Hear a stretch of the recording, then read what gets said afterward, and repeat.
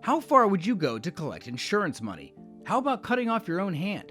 Because in 2008, three men in South Carolina conspired to do just that. The entire scheme was masterminded by this man, David Player. At the time, Player held power of attorney for a man named Michael Weaver, who people referred to by his nickname, Porky. Porky was 52 and mentally disabled. While most people have an average IQ between 85 and 115, Porky's was somewhere around 54 and 65, which is considered quite low. Porky was also illiterate and an alcoholic. Because of all these limitations, Porky depended on Player both mentally and financially. The two men had grown up together, and Player was someone Porky really looked up to.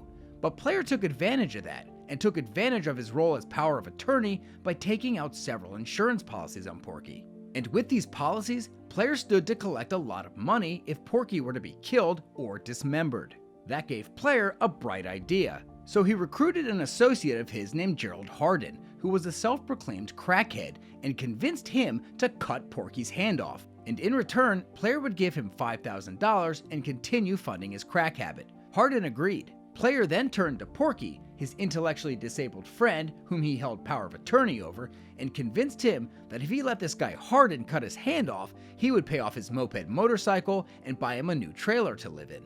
Given the nature of their close relationship, Porky trusted Player, so he agreed to have his hand chopped off. And one day, the three men are at Player's house. Porky and Hardin got really drunk, and then the men decide that now is the time to carry out the plan. So Player takes a rag and he wraps it around Porky's wrist and sort of pins it to a tree. And as he's restraining Porky's arm, Hardin takes out a pole saw, which is basically a chainsaw attached to a pole which can be extended out to cut down tree branches, and he uses it to carefully sever Porky's arm between his wrist and his elbow. Once the limb was successfully detached, Player wrapped a tourniquet around the injury, which is something he researched how to do prior to that day, and he drove the two men to the hospital, where he explained to doctors that they were trimming down tree branches in his backyard when they lost control of the chainsaw. One thing doctors immediately noticed is just how unusually precise the injury was. The hand was severed at a perfect right angle to the forearm and had minimal shredding of the flesh. Most chainsaw accidents are jagged, where the blade isn't going straight down, but sort of grinding into your flesh and bone at a sideways angle like this. In Porky's case, because the separation of his hand was so clean, doctors wanted to attempt to reattach it. But the men didn't bring it with them to the hospital, so Hardin was sent back to Player's house to retrieve it. Side note, they were able to reconnect Porky's hand, but it was later rejected by his body, so they had to eventually re-amputate it.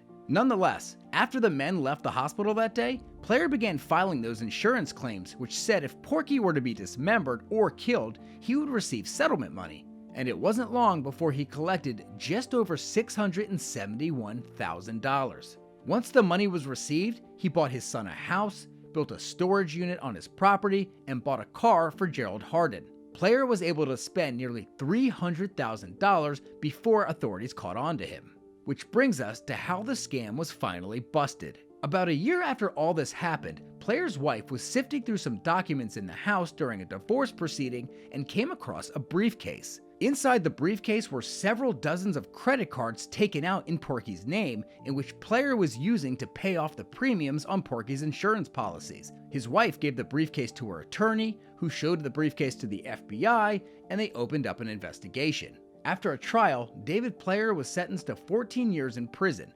Gerald Hardin was sentenced to 3 years and 5 months.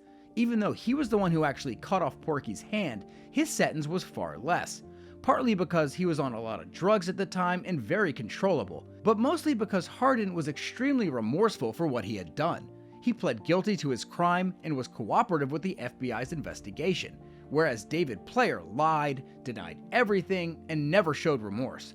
No remorse for filing a false insurance claim, but especially no remorse for taking advantage of Porky, a man who was in his care for so many years and who was so easily manipulated. Porky was never tried for his involvement with the scam because prosecutors thought it made little sense because of his low mental capacity. It was clear to them that Player had abused his position as power of attorney and so-called friend to Porky to talk him into participating. Porky never did receive the new trailer he was promised by Player and reportedly now wears a hook where his hand should be.